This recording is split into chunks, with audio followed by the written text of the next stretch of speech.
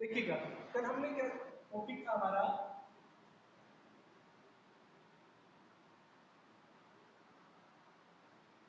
Combination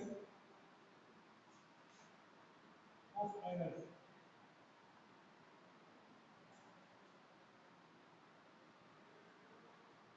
यानी power के case में जो एरर होती थी उनको हम किस तरह से सोल्व करते थे उसके बारे में बात कर रहे हैं हम। लास्ट क्लास में और उससे पहले की क्लास में हम जो टॉपिक था कॉम्बिनेशन ऑफ एरर उसके बारे में डिस्कस कर रहे थे। और जो फर्स्ट टॉपिक था हमारा सम ऑफ एरर्स, यानी वहां पर हम क्या करते थे कि एरर का जब सम निकालते थे वहां पे हम किस तरह से निकालते थे, A plus B plus minus delta A plus delta B, that is the sum of errors. इसके बाद ये तो सम के केस में था। अगर हम बात करें सब्ट्रैक्ट के केस में, सब्ट्रैक्ट के केस में जो रिजल्टेंट होता था वो कितना होता था, a माइनस बी। केवल यहाँ पे सम के केस में प्लस होता है और यहाँ पे क्या होता है, माइनस। क्लियर। और ये होता था delta A plus delta B. यानी ये वाला जो लीस्ट काउंट एरर है डेल्टा ए और डेल्टा बी, ये दोनों केस में चाहे वो एडिशन हो या सब्ट्रैक्शन हो, दोनों केस में क्या होता है, सेम रहता है। ठीक है, इसको माइनस नहीं करना है आपको सब्ट्रैक्शन के केस में। इससे रिलेटेड हम न्यूमेरिकल भी करा चुके थे। इसके बाद हमने प्रोडक्ट के केस में बात की थी। प्रोडक्ट के केस में क्या होता था कि delta Z upon Z, that will be delta A upon A plus delta B upon B. ठीक है, ये वैल्यू जो सॉरी ये एक्सप्रेशन था जो किसके केस में होता था, प्रोडक्ट के केस में। अब लास्ट हम बात करते हैं डिवीजन के केस में। डिवीजन के केस में भी क्या होता था, delta Z upon Z equal to delta A upon A plus delta B upon B. इस तरह से हम इसको सोल्व करते थे। तो ये चार हम पढ़ चुके हैं प्रीवियस क्लासेस में। ठीक है, लास्ट की जो 3 क्लासेस थी उनके अंदर हम ये पढ़ चुके हैं। अब देखिएगा जो नेक्स्ट है combination of errors in power. ठीक है ना, ये सबसे इंपॉर्टेंट है, कॉम्पिटिटिव में इससे पूछे जाते हैं क्वेश्चन। या तो आपसे प्रोडक्ट के केस में पूछे जाएंगे या फिर आपको मोस्टली 90% तो आपको पावर के केस में पूछा जाता है। और कल हमने इसके बारे में बात करी थी, एक बार वापस से समझाते हैं उसको और उससे रिलेटेड एक दो न्यूमेरिकल्स आपकी बुक लेते हैं।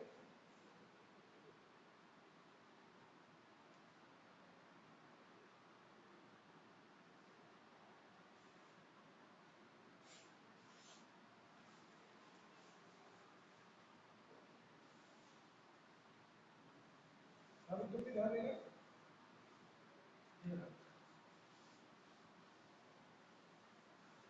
देखिए पावर के केस में कैसे होता है, तो मैं यहाँ पे सीधी लैंग्वेज लिखता हूँ। कंसीडर ए फिजिकल क्वांटिटी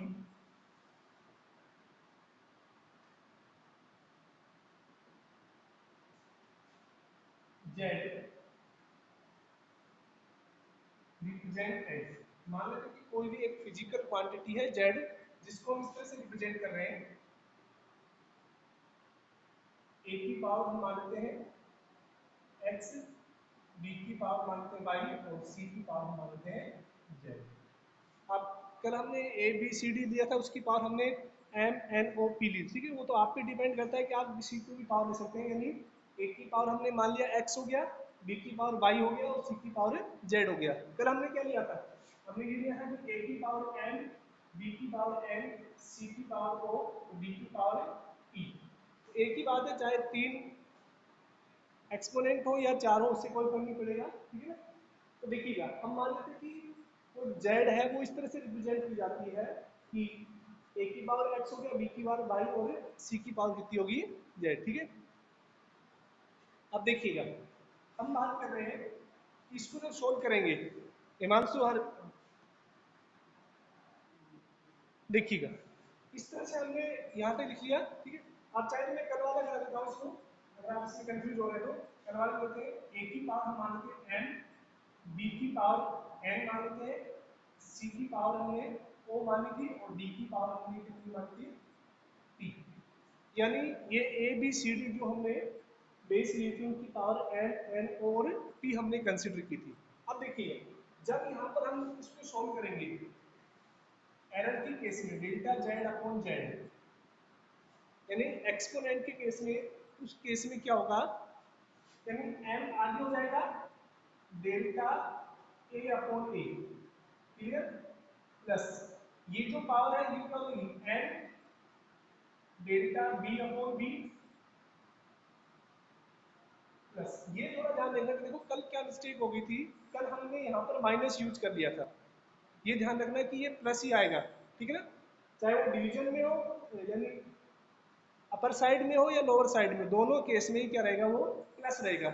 ये थोड़ी सी माइनर सी मिस्टेक हो गई थी जिसको हमने रिमूव कर दिया था वीडियो के अंदर, तो यहाँ से भी कितना हो जाएगा, तो को हमने रख दिया delta C upon C, and last is plus T delta B upon, यानी इस तरह से आपको इसको रिप्रेजेंट करना है, यानी जो एक्सपोनेंट है वो क्या हो जाती है, जो बेस है उसके फ्रंट में क्या हो जाती है, शिफ्ट हो जाती है, और ये जो एरर है ये कौन सी एरर होगी,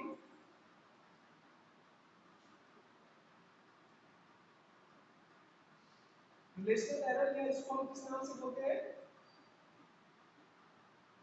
फ्रैक्शनल एरर, फ्रैक्शनल एरर दोनों केस में, ठीक है, रिलेशनल एरर और फ्रैक्शनल एरर इसके नाम से जानते हैं हम इसको, ठीक है। इसके रिलेटेड एक इसको एक बार स्क्रीनशॉट ले लीजिए आप, फिर इसका एक न्यूमेरिकल कराते हैं।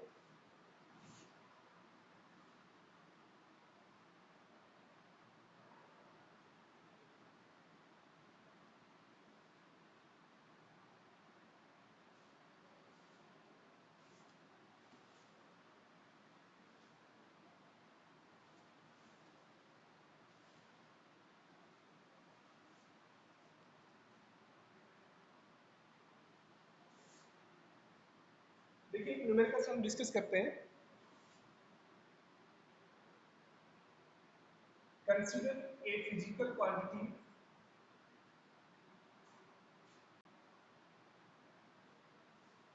Z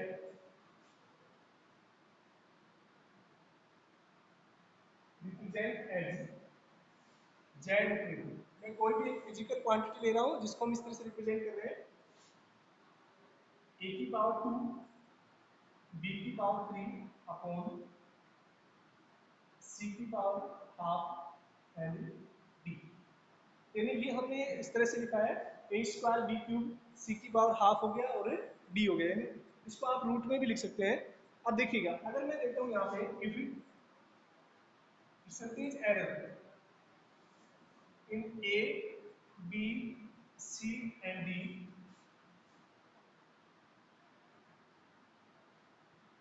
are 4%, 2% and 4% and 3% respectively, then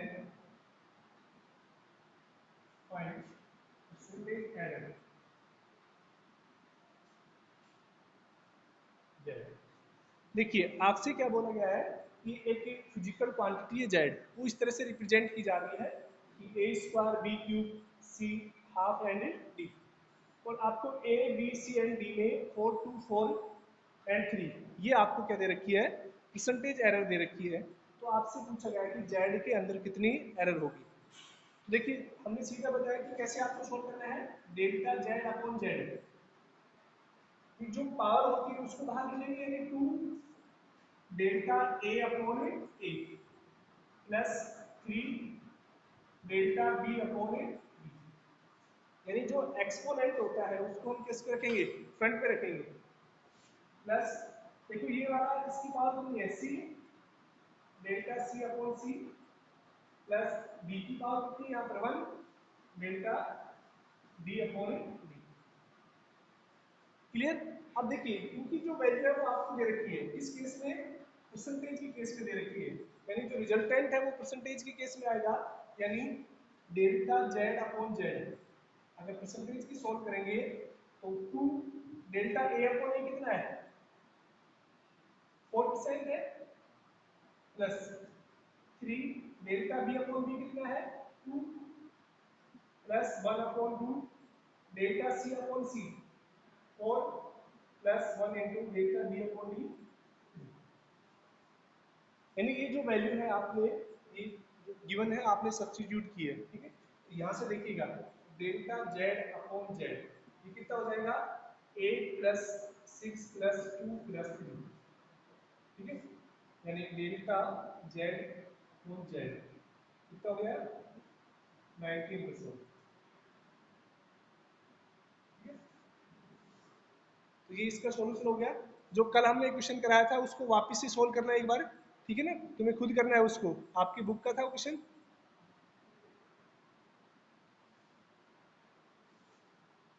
इसका स्क्रीनशॉट लीजिए।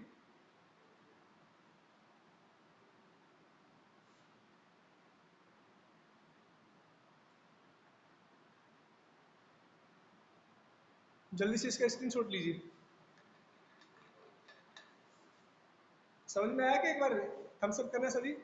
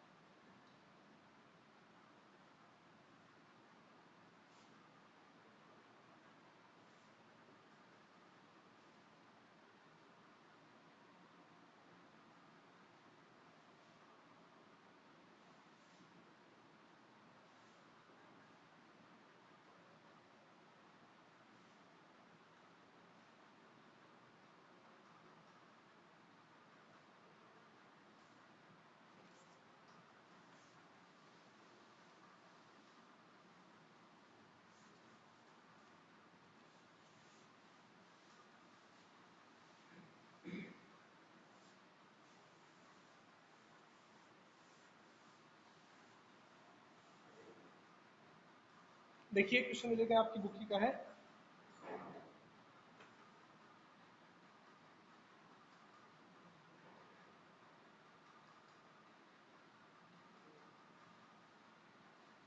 Find the relation in relative error in the Z if Z equal to. आपको देखो जेड की वैल्यू कितनी दे रखी है A4 B 1/3 upon C and D की वैल्यू 3 अपॉन, आपको केवल रिलेशनल एरर पूछी गई है, ठीक है ना। इसको थोड़ा सा देखो, अगर बुक के हिसाब से करें तो रिलेटिव एरर है वो किस तरह से होगी, तो सीधा हम देखिएगा डेल्टा जेड अपॉन जेड, आपको ए बी सी की वैल्यू नहीं दे रखी है, ठीक है। यानी इसको किस तरह से लिखेंगे हम 4 delta A upon A plus 1/3 delta B upon B plus देखो सी कितना है 1 है, तो delta C upon C and ये कितना हो गया प्लस 3/2 डेल्टा डी अपॉन, बस इतना ही सोल्व कराया कि इसको रिलेटिव एरर की फॉर्म में लिखना है। क्लियर? ये क्वेश्चन है आपका 2.11, ठीक है, एग्जाम्पल नंबर है 2.11। उसने केवल रिलेटिव एरर पूछी है। अगर वो इस तरह से देता कि अगर ए के अंदर जो ए की परसेंटेज एरर है वो 1% है, अगर बी की परसेंटेज एरर है वो मान लेते हैं कि 3% है, सी की परसेंटेज एरर 2% है और डी की परसेंटेज एरर ये भी 2% है, सी की मान लेते हैं 4 है। तो आपसे पूछेगा कि इसमें रिजल्टेंट कितना होगा, इसका आपको आंसर कमेंट में बताना है, ठीक है ना। इसका आंसर आपको किसने बताना है, तुम कहाँ जाना अभी तुम्हारा, पढ़ने जाए बाद निकालो अभी, कभी ऊपर कभी इधर। तो इसका आंसर कहाँ पर रखना है आपको, गुरु आप पर्सनल नंबर पे कमेंट करेंगे, ठीक है ना, ये लिख लीजिएगा इसको, ए के अंदर 1%, बी के अंदर 3, 4 के सी के अंदर 4 और डी के अंदर 2, इसको आपको सोल्व करना है।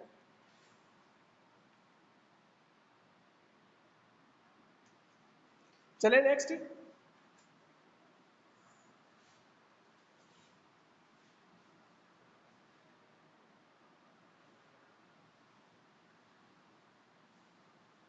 देखिए अब थोड़ा सा एक अच्छे लेवल का क्वेश्चन है, आपकी बुक का ही है और उसको थोड़ा सा देखिएगा, मैं इसको देता हूँ।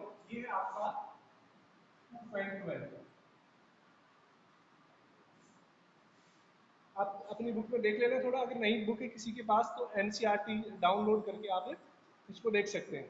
देखिएगा मैं पढ़ रहा हूँ आपसे बुक, आप देख रहे हो बुक के अंदर, the period of oscillation of a simple pendulum, ठीक है, इज टी, यानी किसी भी सिंपल पेंडुलम का जो ऑसिलेशन पीरियड है, यानी जो टाइम पीरियड है, वो एक फॉर्मूले से रिप्रेजेंट किया है, इक्वल टू, क्या रिलेशन दे रखा है, 2 पाई एल अपॉन जी, एक रिलेशन दे रखा है, ठीक है। यानी किसी भी पेंडुलम का जो टाइम पीरियड होता है, पेंडुलम के बारे में हम पढ़ेंगे सेकंड बुक के अंदर, और ये फॉर्मूला भी वहां पे सोल्व किया जाता है। एल होता है उसे लेंथ, जिस स्ट्रिंग से वो पेंडुलम है वो सस्पेंडेड है, जिस स्ट्रिंग से वो पेंडुलम लटका हुआ है वो क्या होती है, एल होती है। जी आप सभी जानते होंगे, ग्रेविटी ऑफ अर्थ कितनी होती है, जी की वैल्यू अभी तुम बताओ कितनी होती है, स्मॉल जी की वैल्यू पता है, क्या पढ़ के आए तुम, तो देखिएगा ये आपको एक रिलेशन दे रखा है 2 pi L upon G, clear. अब आपसे क्या पूछा है इसमें,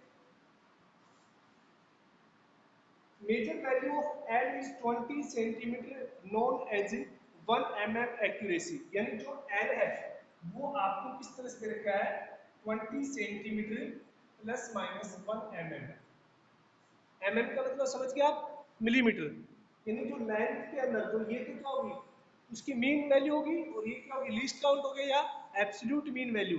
इसको हम किस तरह से लिख सकते हैं, आपको याद होगा कि L equal to 20 plus minus, देखो ये 1 mm है, जबकि ये क्या है, सेंटीमीटर है, तो इस मिलीमीटर को जब सेंटीमीटर में कन्वर्ट करेंगे तो हम 10 से डिवाइड कर देते हैं। जब मिलीमीटर को सेंटीमीटर में कन्वर्ट करते हैं तो हम 10 से डिवाइड कर देते हैं, तो यानी 1 को जब 10 से डिवाइड करेंगे तो कितना आ जाएगा आपके पास, 0.1, ये आपके पास L की वैल्यू होगी, क्लियर। यानी ये L भी हो गया और ये डेल्टा L भी हो गया। सेकंड क्या दे रखा है आपसे, कि जो टाइम पीरियड है T, वो कितना दे रखा है, time period for 100 oscillation is 90 second, 90 second plus minus 1 second, यानी उसके अंदर एक्यूरेसी कितनी दे रखी है आपको, 90 सेकंड और प्लस माइनस 1 सेकंड, तो इसमें तो कोई दिक्कत नहीं है क्योंकि दोनों ही सेकंड के अंदर है, ये वैल्यू भी सेकंड के अंदर है और ये भी सेकंड, यहाँ पर एक सेंटीमीटर में था और एक मीटर में था, इसमें दिक्कत थी, तो यहाँ पे हम लिख देते हैं कि जो टी है वो कितना हो जाएगा, 90 प्लस माइनस 1, इसमें तो पॉइंट लगाने की जरूरत ही नहीं है क्योंकि दोनों ही सेकंड में है। अब देखिएगा आपसे क्या पूछा है, what is the accuracy in determination of G, यानी जी के अंदर एक्यूरेसी आपको फाइंड करनी है, जी के अंदर, अब जी यहाँ पर है, इसको सोल्व कैसे करेंगे, यानी जी के अंदर आपको वैल्यू फाइंड आउट करनी है, तो पहले हम जी को सोल्व करेंगे, देखिएगा फॉर जी, यहाँ से देखिए टी स्क्वायर इक्वल टू कितना हो जाएगा, 4 पाई स्क्वायर एल अपॉन जी, यहाँ तक तो किसी को प्रॉब्लम नहीं होनी चाहिए। हमने क्या किया है, ये जो इक्वेशन फर्स्ट थी इसको स्क्वायर कर दिया क्योंकि हमें जी निकालना है, जबकि यहाँ पे जी रूट में है, तो हमने क्या किया है, दोनों तरफ स्क्वायर करेंगे तो टी का तो क्या हो जाएगा, टी स्क्वायर हो गया, 2 का स्क्वायर 4, पाई का स्क्वायर पाई स्क्वायर हो गया, और आपको पता है कि जब रूट का स्क्वायर होता है तो उस केस में रूट क्या हो जाता है, कैंसिल हो जाता है, क्लियर यहाँ तक। यानी यहाँ पर क्या किया है,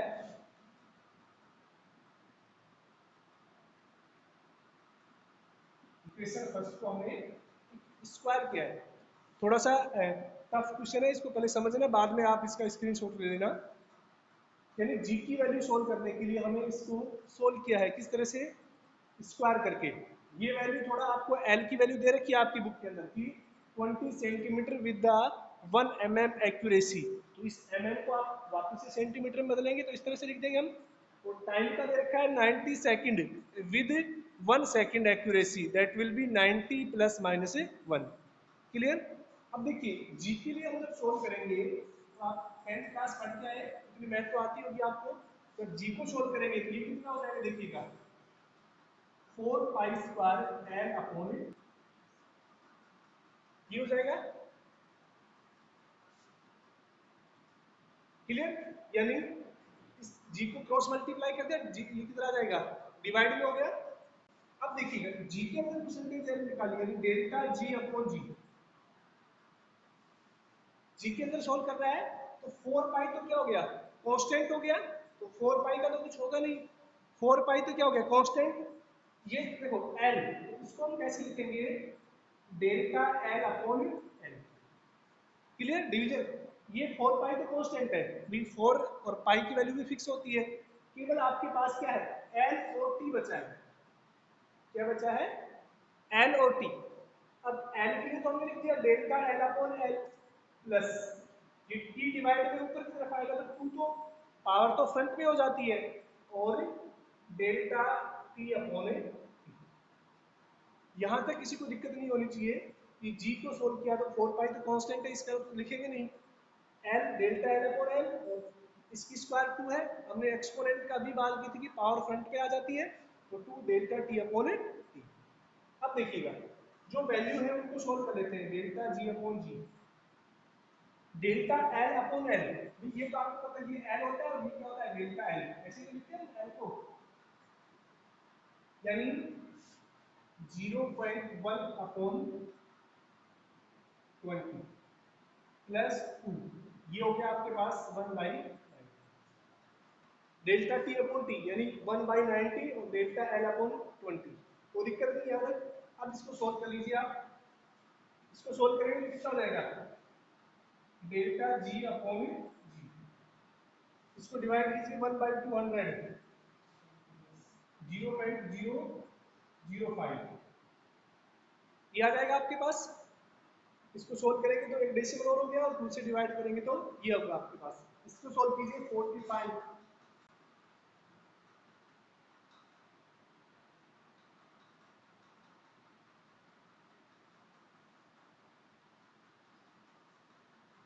इसको थोड़ा कैलकुलेट कर लेना आप, ठीक है ना।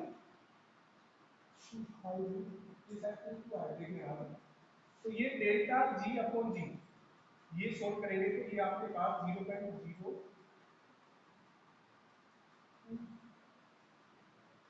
इस तरह से आएगा, क्लियर। यानी ये आपके पास आ गई, यानी इसको डेल्टा जी अपॉन जी को हम परसेंटेज में कन्वर्ट करेंगे, उसको किससे मल्टीप्लाई करना पड़ेगा आपको, 100 से मल्टीप्लाई करना पड़ेगा, तो उसको ऐसे करना है,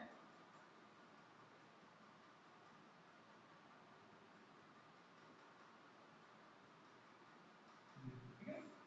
तो ये आपके पास आएगा 0.27, ठीक है। इसको राउंड ऑफ में पहले लिख देते हैं, तो लगभग हो जाएगा 0.03 राउंड ऑफ में, इसको अगर हम मल्टीप्लाई करेंगे 100 से तो ये आपका आंसर आएगा 3%। हमने क्या किया इसको राउंड ऑफ में, यहां तक कोई दिक्कत। अब इसको एक बार स्क्रीनशॉट ले लीजिए, फिर हम बात करते हैं।